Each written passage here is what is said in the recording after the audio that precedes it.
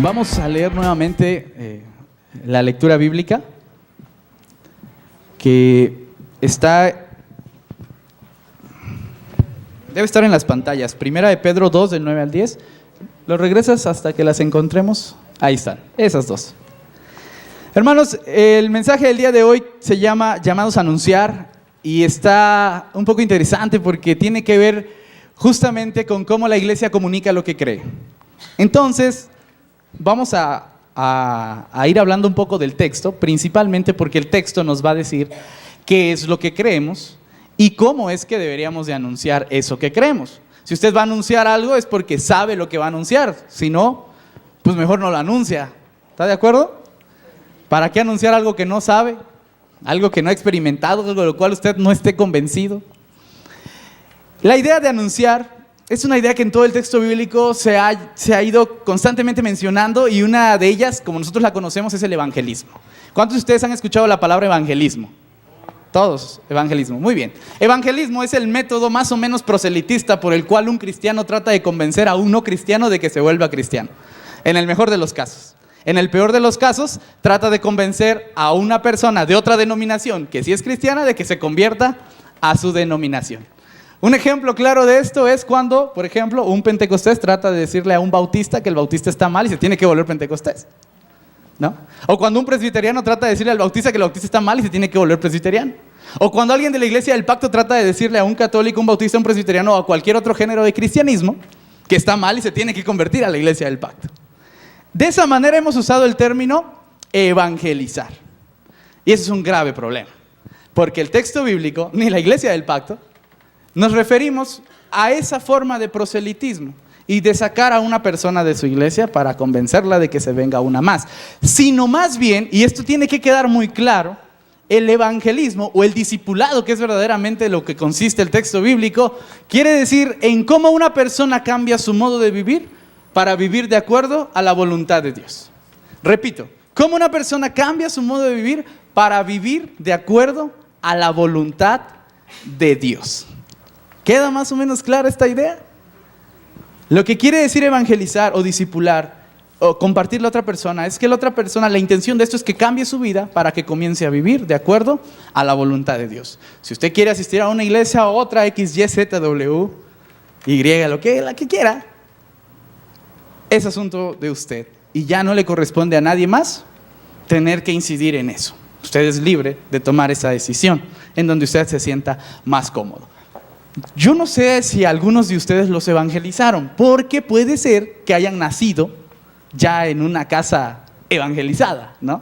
Y pues ya nadie le dijo nada, usted nació, usted fue a la iglesia desde niño, le enseñaron, lo adoctrinaron desde niño y piensa desde niño como piensa hoy. Yo no sé si alguien lo evangelizó, pero yo tuve muchos amigos a quienes sí evangelizamos. Es más, tuve pastores que me decían, tienes que decirle a tu amigo que venga a la iglesia. Y yo veía a mi amigo y decía, cuando yo le diga que vaya a la iglesia, me va a reventar la botella de tequila que tiene en la cabeza. Definitivamente no va a querer ir a la iglesia. Y de repente mis amigos me comentaban, se los comparto a modo de dato curioso, quizá a ustedes les pasó, pero que para esa gente era bastante incómodo que una persona tuviera que insistirle mañana, tarde, noche, que estaba en un error, ¿no? Que estaba mal. ¿A quién de ustedes les gusta que le digan que están mal? Nadie. No les gusta que les digan que están mal. ¿Y entonces por qué van por la vida evangelizando diciéndole a la gente que sí está mal? Si obviamente a ellos tampoco les va a gustar. ¿Sí? Si a uno no le gusta, ¿por qué entonces hacemos algo que a nosotros no nos gusta que nos hicieran y lo hacemos con las demás personas? Este método funcionó. No digo que no, todos nosotros estamos acá gracias a ese método, que un método anterior era aún peor. El método anterior era o crees o te mato. Santa Inquisición. El método posterior es te trato de convencer, te trato de hacer presión para que termines estando aquí entre nosotros. ¿Sí? Hoy en día eso también ha empezado a ser un poco desgastante para la sociedad y es por eso que muchas veces no funciona. Pero ¿cómo hacerle si nuestra Biblia dice y nos manda y casi nos obliga a anunciar lo que Jesús cree? Por eso, si hay alguien aquí el día de hoy que no haya creído en Jesús y no lo hayan evangelizado, yo quiero pedirle de antemano una disculpa, porque lo que estoy haciendo, desgraciadamente, es algo que mi Dios me pide que haga. ¿Sí? No es algo que yo diga, vamos a hacerlo. Es algo que mi Dios me pide que haga en casi todo el texto bíblico. Estoy obligado, moralmente obligado a anunciar a Dios. Todos los que han creído en Jesús, ¿cuántos de ustedes han creído en Jesús? ¿Sí? Todos ustedes están moralmente obligados a anunciar lo que Jesús dice porque ustedes creen en la Biblia. ¿Cuántos de ustedes creen en la Biblia? ¿Sí? Si no creen en la Biblia se salvaron, qué buena onda. Pero si creen en la Biblia ya no se salvaron.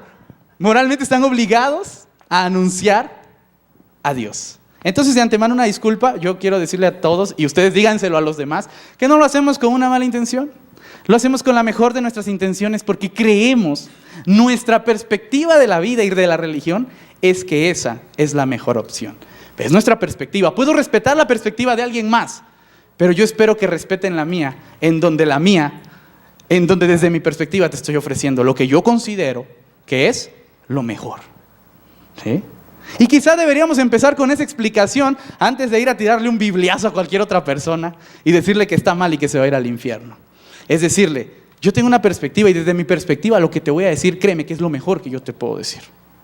No lo hago con ningún afán de dañar ni nada, es lo mejor que yo te puedo decir. Así que, hermanos, la próxima vez que usted desee evangelizar a alguien, por favor, trate de respetar su perspectiva y trate de hacer conocer la suya como la mejor de sus intenciones, ¿sí? Y no como un atropello a la fe del otro, porque el otro también tiene su fe.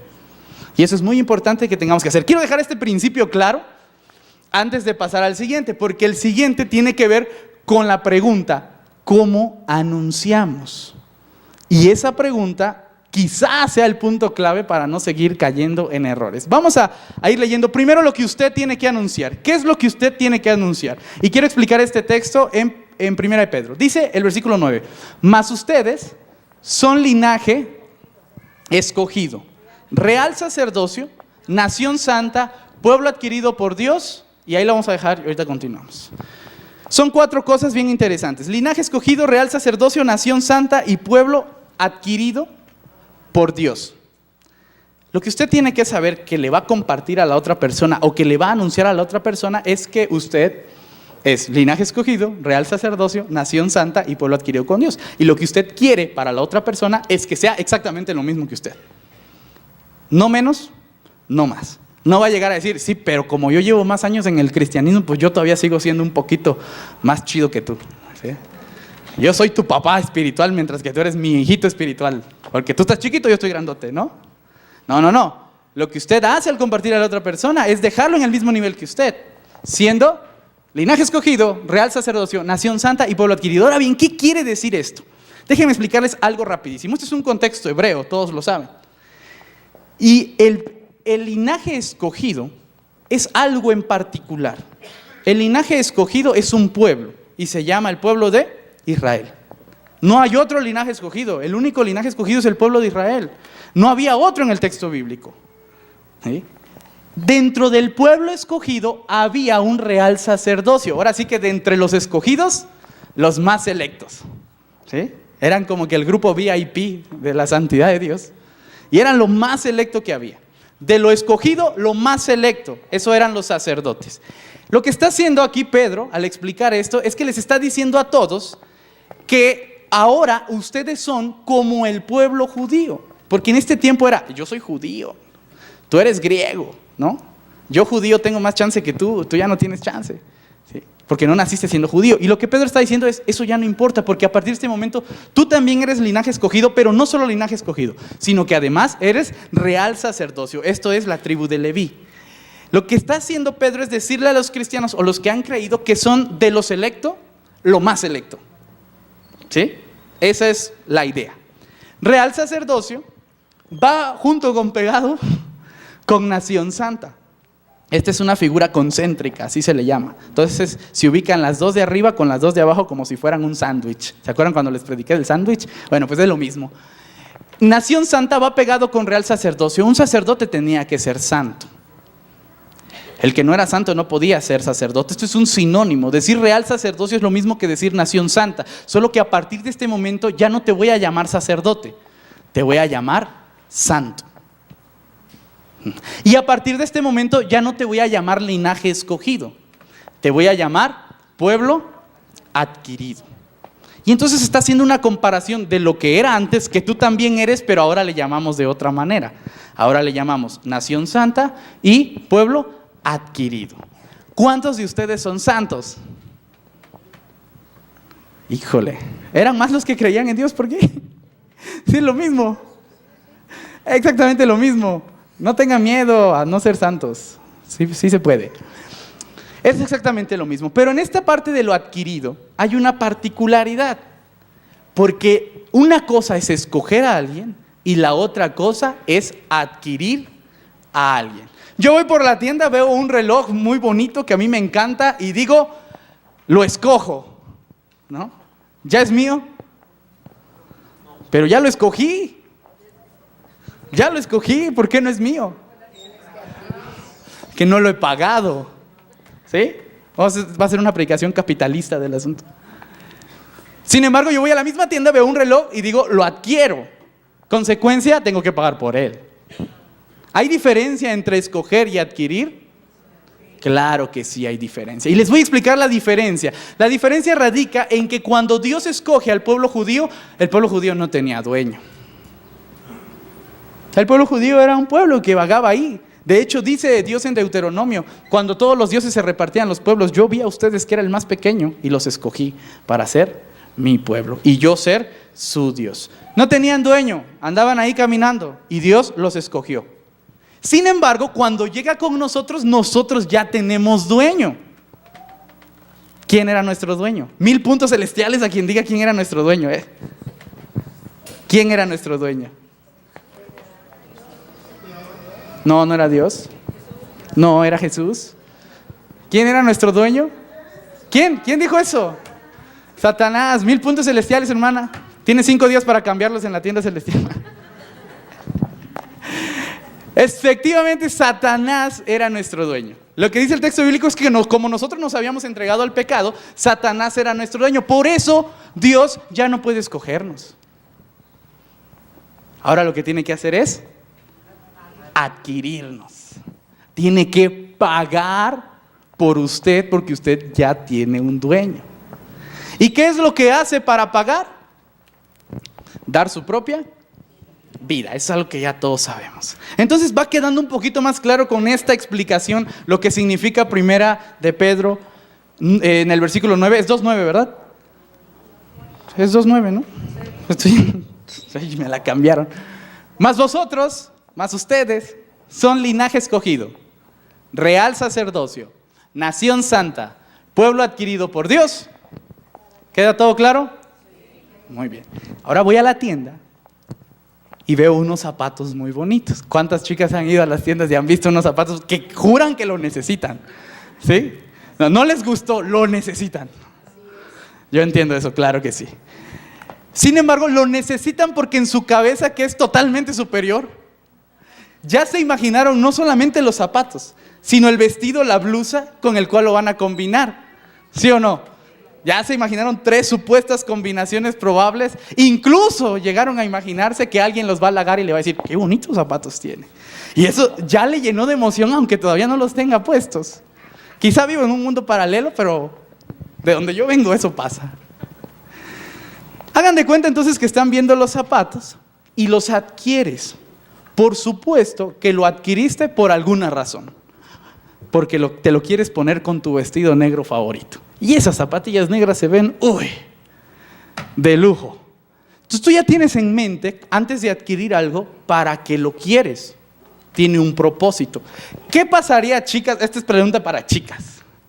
¿Qué pasaría, excelentísimas chicas, si cuando llegas a tu casa te das cuenta que esas zapatillas no combinan con el vestido? Que pensaste que iba a quedar magnífico. Eso es te voy a decir como Jesús, hay verdad en esa mujer. Me compro otro vestido. Te juro que en mi limitado cerebro no pasó esa respuesta. Nunca. Y estoy seguro que pueden seguir saliendo más respuestas. ¿Qué harían si las zapatillas no combinan con tu blusa, con tu vestido negro? ¿Qué cosa? O los pies, porque ya estoy. Cambias las zapatillas, ¿no? Te decepcionas, te pones triste, compras otro vestido.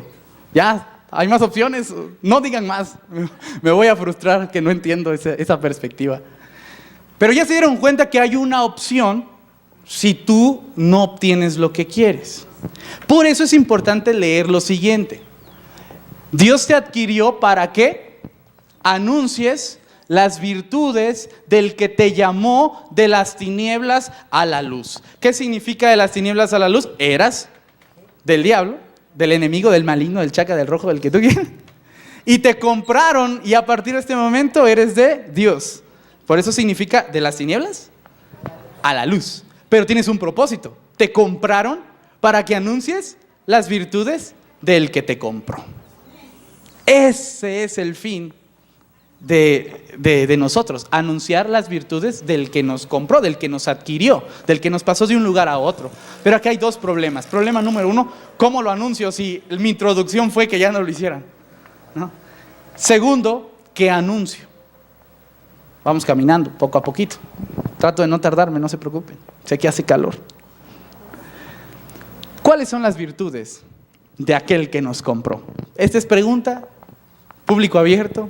El que quiera decir una virtud, póngase de pie y compártanos a todos lo que usted considera que es una virtud de aquel que lo compró, para que todos la conozcamos. Amor, misericordia, amor incondicional, justicia, su muerte, sacrificio, es respeto. Bien, respeto. ¿Qué otra virtud tiene aquel que nos compró? Esa es la pregunta. ¿Qué otra virtud tiene? A ver, pare, el que quiera decir algo, póngase de pie y diga, hermana, por favor, compártanos. ¿Cómo? Caridad, muy bien. Es todopoderoso. Salvación. Que es hijo de Dios. Santidad. Obediencia. Protección, pero tengo una duda. ¿Obediencia de quién? Ah, no, es que yo la agarré de aquí. Omnipresencia, obediencia. Pues no sé si eso sea una virtud de él o más bien una que nosotros no tenemos. Una que hay que comprar. Ah, no, pero Jesús sí fue obediente, en caso de que se refiera a Jesús. Ya le ayudé, me debe una. Hermano, misericordioso. ¿Qué otra virtud tiene? Es humilde. ¿Otra virtud? Longanimidad, paciencia, perdón. Excelente. Vamos a dejarla ahí porque si no se van a poner la soga al cuello y va a estar muy feo. Ya no vamos a poder salir de ahí. Hermanos, si lo que ustedes anuncian son esas virtudes, ese es el trabajo del cristianismo. Olvídense de todo lo demás. Reseten su cerebro cristiano de hace 2000 años y enfóquense en este punto. Su trabajo es anunciar las virtudes que ustedes mismos dijeron hoy de aquel que los compró. ¿Cómo las van a anunciar? Ahí está el detalle, ahí está lo difícil, ahí está lo duro. Y para eso tenemos que entender las predicaciones anteriores. Por eso vamos a dar 5000 puntos celestiales y un sándwich con jamón de pavo celestial a quien nos diga cómo hemos venido diciendo que se debe anunciar a Dios. Con el testimonio, muy bien Agustín, el testimonio y el ejemplo. Olvídense de lo demás. Reseten el cerebro cristianoide de 2000 años con el testimonio y con el ejemplo. Es la única forma que usted tiene para anunciar el evangelio. Dice Juan, en esto conocerán que son mis hijos, en que os améis unos a otros. No en que hagan culto, no en que canten, no en que lean su Biblia, no en que oren, en que os améis unos a otros. Todo lo demás te sirve a ti. Orar, ir al culto, cantar, todo eso te sirve a ti. Pero ver que te amas con alguien más le sirve a los demás para que crean en lo que tú estás anunciando. ¿Sí me explico? Si tú consideras que Dios es un Dios de perdón, entonces ¿qué tienes que hacer para anunciarlo? Ah, ¿verdad? Qué buena onda. Si tú consideras que Dios es un Dios de amor, ¿qué tienes que hacer para anunciarlo? Si tú consideras que Dios es un Dios paciente, ¿qué tienes que hacer para anunciarlo? Si tú consideras que Dios es un Dios humilde, ¿qué tienes que hacer para anunciarlo? ¿Ven qué sencillo es el evangelio? ¿Ven qué fácil es? Entonces, cuando yo haya perdonado a mi hermano, a mi hermana o a mi enemigo, entonces yo le puedo decir, ¿sabes por qué lo hago? Porque a mí alguien me perdonó primero y entonces ya le puedo anunciar las virtudes de aquel que me compró a mí para sacarme de las tinieblas y llevarme a la luz. Y como ya estoy en la luz, entonces ya soy adquirido, ya soy nación santa, ya soy real sacerdocio y ya soy un linaje escogido. ¿Y sabes qué? Quiero que tú seas lo mismo. Pero antes de que yo quiera que tú seas lo mismo, tengo que mostrarte lo mismo. Sencillo. Si hay alguien aquí que no haya creído en Jesús, ¿sabe qué le voy a decir?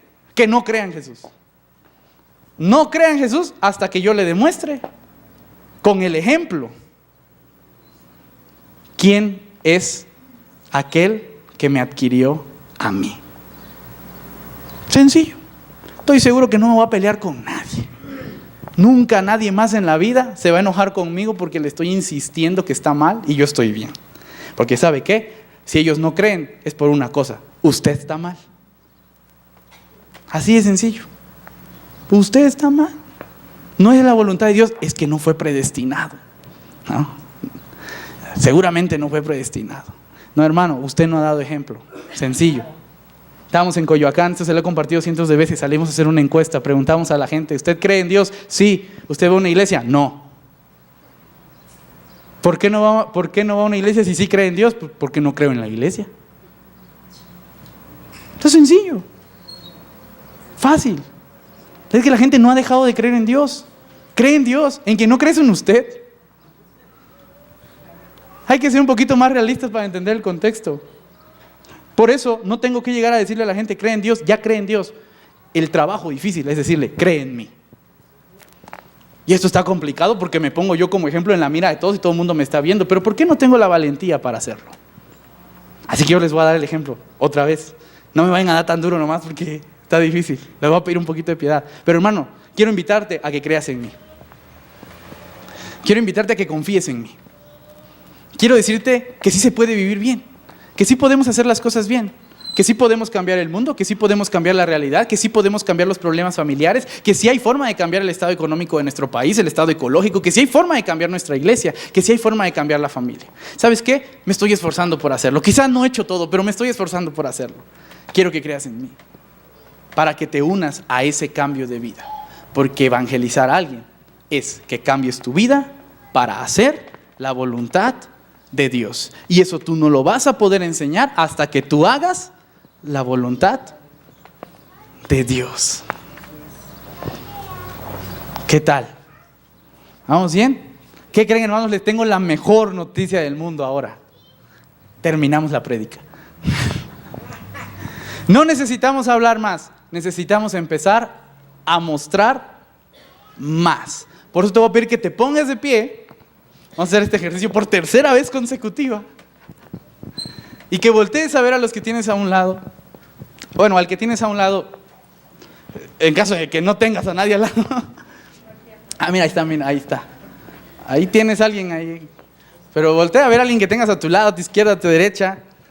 Y tienes que decirle: confía en mí. Confía en mí. Híjole. Si te tocó tu esposa, estás en serios problemas. Porque créele la mitad. Pero entonces tú le tienes que responder para que sienta la presión. Confío en ti. Dile al que tienes a un lado: confío en ti. Híjole, eso va a estar buenísimo. Hermanos, ojalá, de verdad, ojalá que sea verdad. Porque les aseguro que podemos hacer un cambio. Amén.